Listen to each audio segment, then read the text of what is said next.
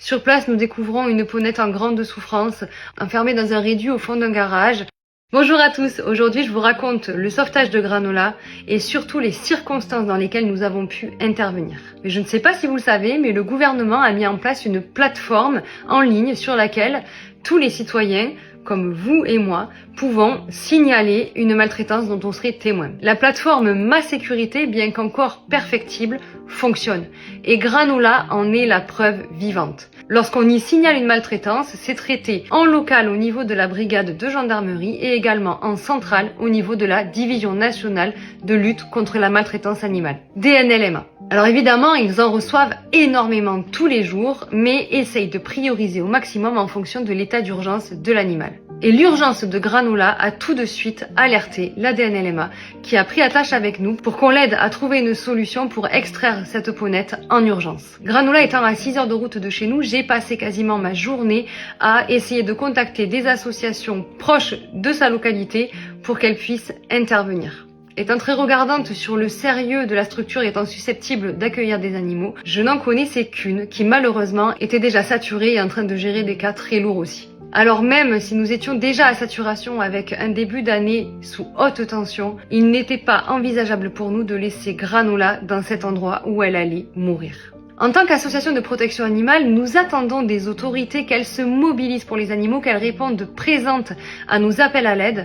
Mais quand c'est l'inverse, notre devoir est aussi de les appuyer dans leur quête de solutions. C'est aussi pour cette raison que nous avons décidé de concentrer l'ensemble de nos efforts pour répondre aux sollicitations des forces de sécurité intérieure et de la justice. C'est pourquoi, après concertation avec l'équipe de soigneurs qui absorbe déjà tous les jours une quantité de travail colossale, nous avons décidé de donner une chance à Granola grâce à nos bénévoles qui se sont mobilisés et ont décidé d'assumer pleinement la charge de travail en plus.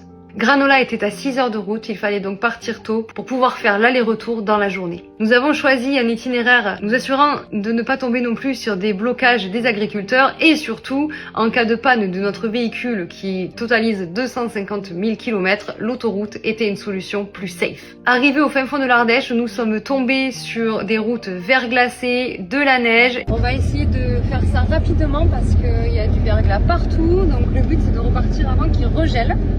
On espère vraiment trouver la peaunette encore dans un état acceptable parce que le monsieur m'a dit au téléphone qu'il avait procédé lui-même à son parage.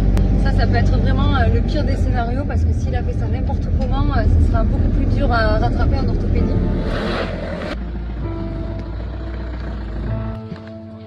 Sur place, nous découvrons une peaunette en grande souffrance, enfermée dans un réduit au fond d'un garage et que le propriétaire avait paré lui-même. La pauvre peine à se déplacer.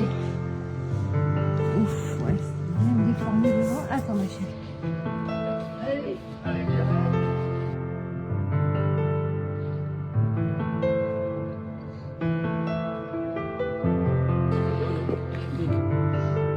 Mais nous arrivons à l'emmener jusqu'au camion, l'aidons à monter dedans et reprenons la route. Sur le trajet, nous avons fait plusieurs pauses de manière à l'abreuver parce que là où elle était enfermée, elle n'avait pas d'eau.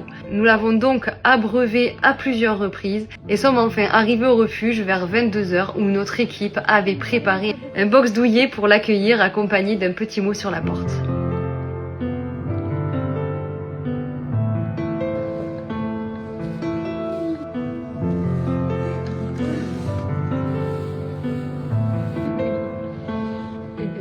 Le voyage s'est super bien passé. On pensait qu'elle se coucherait, puis finalement elle ne s'est pas couchée. Le rendez-vous avec la véto est déjà pris pour demain matin 10 h, de manière à faire les radios pour connaître un peu l'ampleur de la catastrophe. À l'issue de ces radios, on va se concerter avec vétérinaire, orthoprothésiste, orthopédiste aussi. Comme ça, on saura un petit peu le protocole à mettre en place pour ces soins.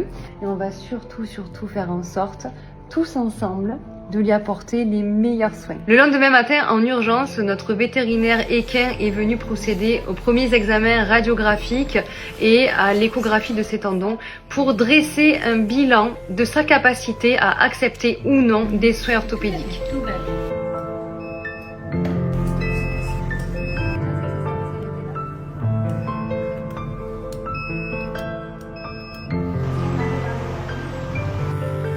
Les nouvelles étaient plutôt rassurantes, il n'y a pas de remodelage osseux, les tendons sont encore élastiques, il y a donc de quoi faire pour lui rendre une vraie mobilité et surtout une vie dans le confort. Nous attaquons donc l'orthopédie avec des spécialistes à la pointe de cette médecine, accompagnés évidemment de notre vétérinaire équin qui sera là pour sédater Granola et même peut-être faire des anesthésies locales au niveau de ses pieds afin que les soins ne soient pas trop douloureux pour elle.